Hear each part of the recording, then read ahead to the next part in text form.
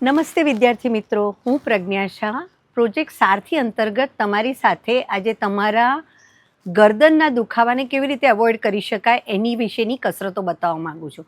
જ્યારે સતત તમે વાંચતા હો, લખતા હો અથવા મોબાઈલ યુઝ કરતા હો ત્યારે તમારી ગરદન છે ને એ બહુ જ ઓવરવર્ક કરે છે અને એને કેવી રીતે એની એક્સરસાઇઝીસ કરવાથી એને કેવી રીતે આપણે રિલીઝ કરી શકીએ. તો આજે આપણે એ જોઈએ. તો સૌથી પહેલી 3 એક્સરસાઇઝ બતાવું છું, જેની અંદર પહેલી છે એ ગરદન ચીન તમારી છાતીને અડે છે અને વળી પાછી આવે છે, ત્યાર પછી ઉપર જોવાનું છે. આ થઈ પહેલી કસરત. પછી બીજી કસરત છે ને એમાં તમારો જમણો કાન જમણા ખભાને અડે છે, ફરી વચ્ચે આવે છે અને ડાબા ખભાને અડે છે. ત્રીજી કસરત છે એમાં તમારી દાઢી હડપચીનો ભાગ જમણા ખભા તરફ જાય છે, પાછો આવે છે અને પાછા આવે છે. હવે આ ત્રણેય કસરતો આપણે 10-10 વાર કરીશું, તમે જોઈ લો.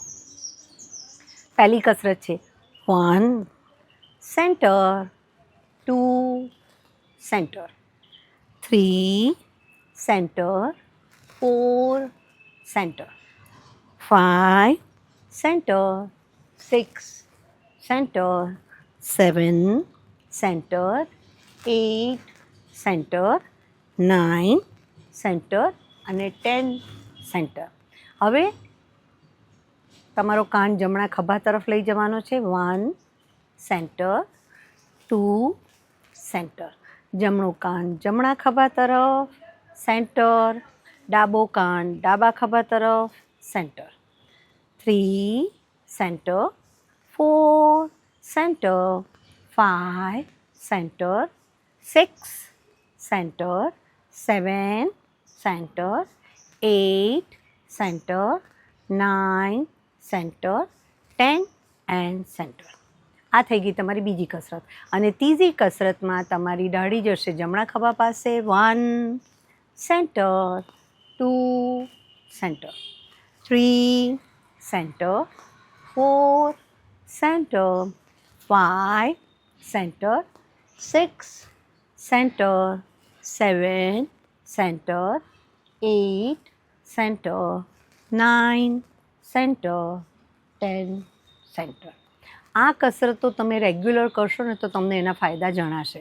બીજી કસરત બતાવું છું કે જેમાં તમારા જમણા હાથથી ડાબા લમણાને આમ તરફ જમણી તરફ દબાવવાનો છે અને આ દરમિયાન ખભો રિલેક્સ રાખવાનો છે અને કાઉન્ટ કરવાનું છે. 1 2 3 4 5 6 7 8 9 10. સેમ વે તમારે બીજી બાજુ લઈ જવાનું છે. તમારા હાથથી થોડું પ્રેશર કરવાનું છે, જમણો ખભો એકદમ રિલેક્સ રાખવાનો છે અને કાઉન્ટ કરવાનું છે. 1 2 3 4 5 6 7 8 9 10. આ તમારી ગરદન માટેની કસરત હતી. અને હવે છેલ્લી એક કસરત બતાવું જે થોડી ફની છે, હસવું આવે એવી છે, પણ કરજો ચોક્કસ. કેવી છે ખબર છે? જાણે તમારે ચીનને ટકઆઉટ કરવાની છે, અંદર લઈ જવાની છે. કેવી રીતે? 1 છે back, 2 back, 3 back, 4 back, 5 back, 6 back, 7 back, 8 back, 9 back, 10 back. શરૂઆતમાં કદાચ છે ને આ મૂવમેન્ટ બહુ જ અઘરી લાગશે, પણ ધીમે રહીને જ્યારે આવડી જશે ને એટલે બહુ જ મજા આવશે. અને લાસ્ટ છે બંને હાથ આ રાખવાના છે અને હવે કાનને જમણા હાથ તરફ લઈ જવાનો છે, ડાબા હાથ લઈ જવો છે, જમણા હાથ તરફ લઈ જવો છે, ડાબી બાજુ લઈ જવો છે. 1 2 3 4 5 6 7 8 9 10. આ જે કસરતો છે ને દેખાય છે બહુ જ સરળ, પણ એની ઇફેક્ટ ખૂબ સરસ છે. એટલે ચોક્કસ કરજો, જેથી તમારા ઓવરયુઝ ઓફ મોબાઈલ, વારંવાર વાંચવું અને એ બધાના કારણે ગરદનના ઉપર જે સતત સ્ટ્રેસ પડી રહ્યો છે એનાથી તમે તમારી ગરદનને રિલેક્સ રાખી શકો.